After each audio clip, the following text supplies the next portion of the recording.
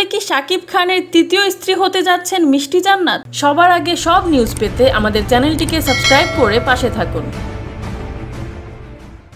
বর্তমান সময়ের আলোচিত উপস্থাপক ও অভিনেতা শাহরিয়ার নাজিম জয়ের উপর ক্ষোভ প্রকাশ করেছেন ঢাকাই সিনেমার চিত্রনায়িকা মিষ্টি জান্নাত।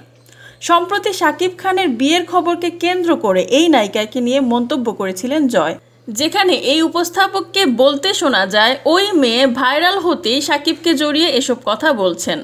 শাকিব খানের সঙ্গে বিয়ে হলেও সেটা টিকবে না। জয়ের এই মন্তব্য মোটেও ভালোভাবে নেননি মিষ্টি জান্নাত। তিনি দাবি করেন, জয় ভাই আমাকে চেনেন, আমার সঙ্গে কয়েকটি প্রোগ্রাম করেছেন, নিকেতনে বসে কফিও খেয়েছেন, তবুও না চেনার ভান করে আমাকে হেয় করেছেন। মিষ্টি জান্নাতের ভাষায়, জয় ভাইয়াকে দেখলাম সে বলছেন ওই যে একটা মেয়ে শাকিব খানকে নিয়ে ভাইরাল হতে চান। তিনি একজন ডাক্তার, পাশাপাশি অভিনেত্রী, যেটা মিলে গেছে।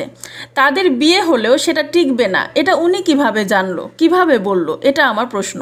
এই অভিনেত্রী আরও বলেন, সে আমাকে চেনে, গত পরশুদিন টেক্সট করে বলছে মিষ্টি কোথায় আছো, চলো লং ড্রাইভে যাই, অথচ এমন একটা ভাব নিল সে আমাকে চেনেই না। মিষ্টি জান্নাত বলেন, সে বলল ওই যে একটা মেয়ে, এটা কেন বলবে, আমি কষ্ট পেয়েছি। যদি সে সিনিয়র না হতেন তাহলে তাকে ধরে থাপড়াতাম। তার প্রোগ্রামে গেলেও এমন করে, অফ স্ক্রিনে চুমু দেওয়ার চেষ্টা করে। আমার কাছে সেসবের ভিডিও আছে। সে অনেক নেগেটিভ কথা বলে।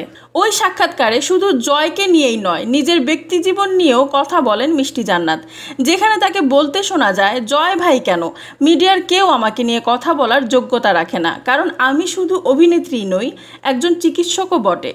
এদিকে মিষ্টি জান্নাতের এই সাক্ষাৎকার মোটেও ভালোভাবে নেননি ঢাকাই সিনেমার আরেক চিত্রনায়িকা তমা মির্জা। নায়িকার নাম না নিলেও বুধবার রাতেই নিজের ফেসবুক অ্যাকাউন্টে দেওয়া এক স্ট্যাটাসে এই নায়িকা লিখেছেন, ভিডিওটি দেখলাম, শুনলাম এবং অবাক হলাম।